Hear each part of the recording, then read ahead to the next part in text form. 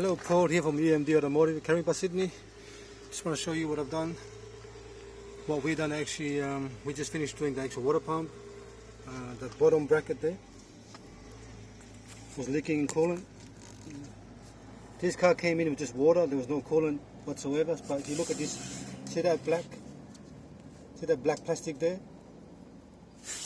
They call that a secondary oil separator. Alright? Primary is this one here, and secondary is that black one there. This one here, that one there. See the bolts all in yellow? So the engine mount had to come out because the engine mount go around it.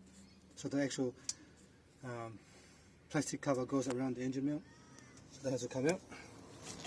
So water pump's done, the service done and other stuff. So, but this belt here is very noisy, so I want to take this out, take the belt out tomorrow, and soak it with rubber key. The special 303 stuff that actually makes the belt last longer, at the same time not noisy. So I want to start it up and I'll show you how it sounds like when the car is running.